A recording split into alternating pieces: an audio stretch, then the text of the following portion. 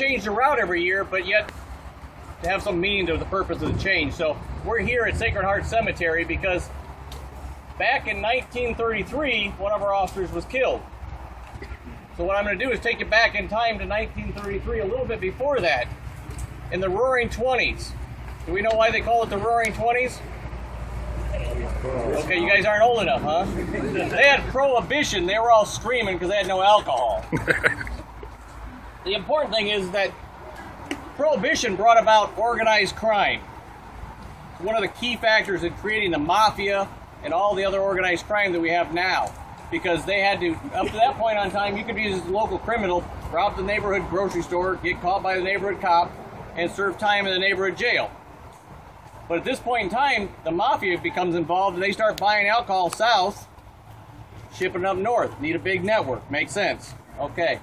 So because of that, the criminals become much more mobile.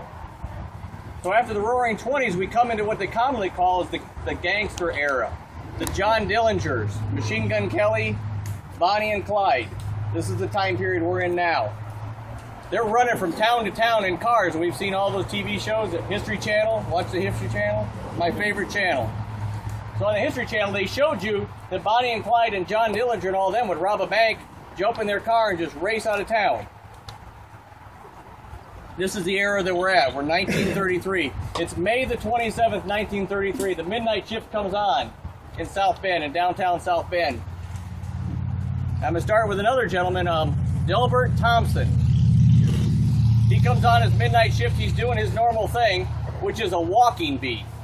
And as I did the history and the research on this, I found all kinds of really cool stuff. Delbert's downtown walking, and he looks over and he sees a plate on a car from Ohio that he knows is stolen.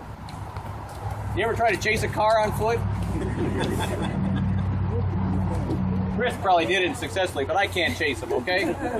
Delbert Thompson does something that is just unheard of. He flags down a car of a passerby and says, "Hey, I need to commandeer your car." I've been a police officer 20 years. I've never seen anybody commandeer a car yet.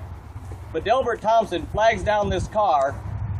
The guy goes, "Sure, why not?" He jumps on the running board and they tear after this car. They catch up with it, but of course they're criminals, so what do they naturally do? They naturally pull over right away, right? Not.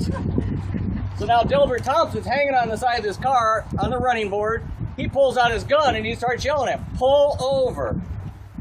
Still doesn't work. The civilian pushes the car off the road. Okay, this is a cool story when you get down to it. Okay, so they finally get it pulled over. Delbert gets off. Two guys in the car, a passenger and driver. Passenger immediately gets out, comes back, and he starts talking in some language. He's going on and on and on. "I don't know what's going on. I didn't do it. Wasn't me. I don't know this guy."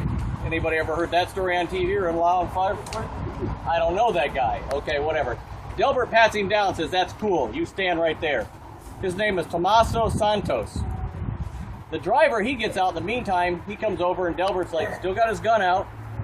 Walks up to this guy, and this guy grabs him with his left hand, points the gun that way, pulls out his gun, and shoots Delbert Thompson 5 times. Point blank range. Delbert dies.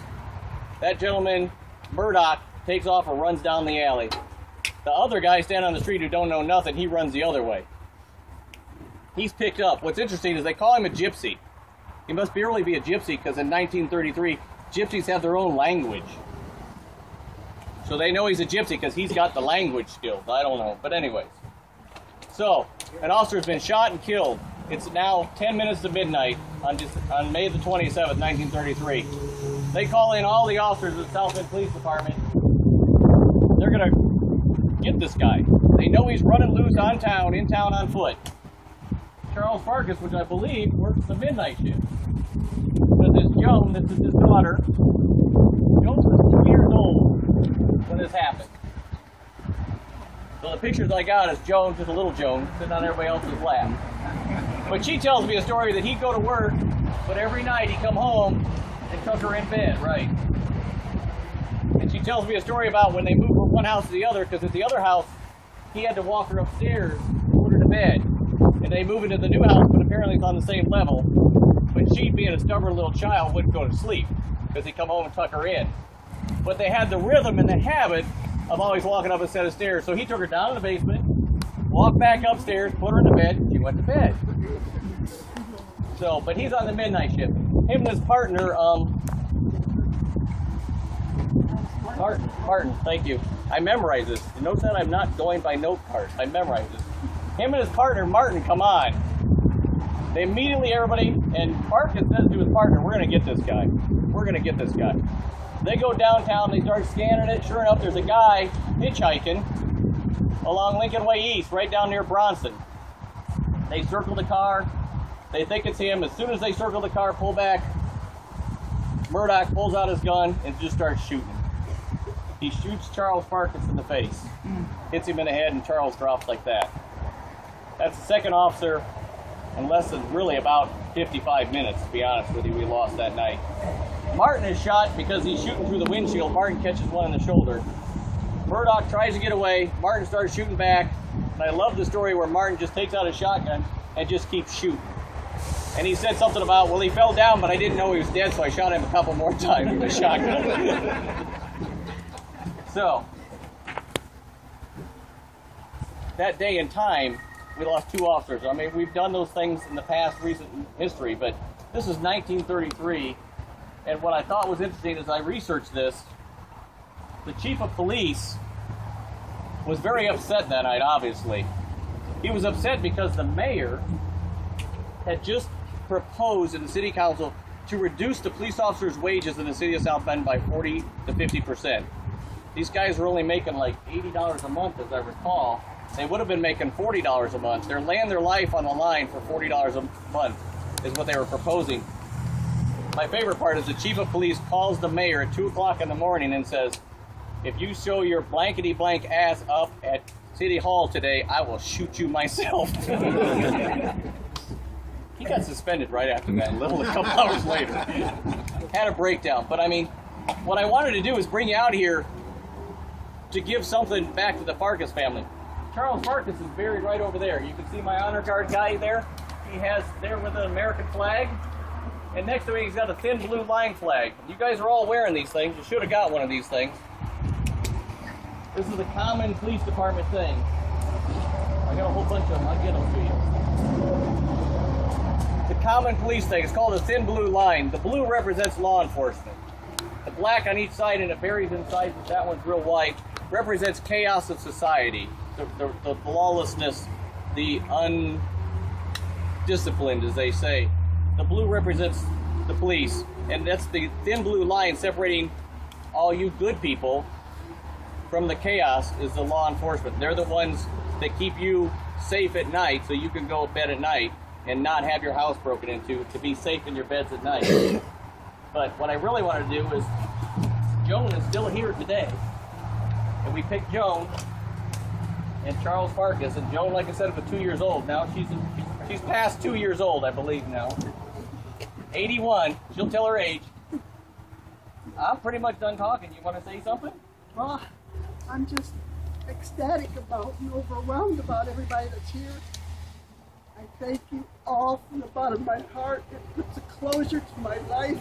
I wasn't here to see that closure. But I will tell you one thing. Don't ever go home or leave home and say goodbye to your family. Instead, say, I'll see you tomorrow, or we'll see you at supper, or whatever. Because when my dad got shot, he used to come home and say to the kids, because they waited up, I'll see you in the morning, kids.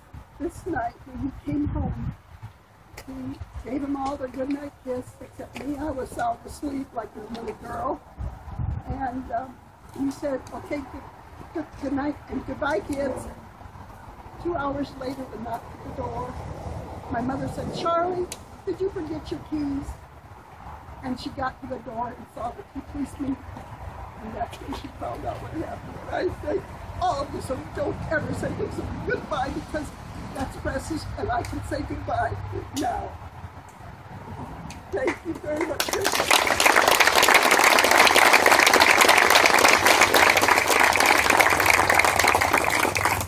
The gentleman standing behind Joan is Chris Jordan.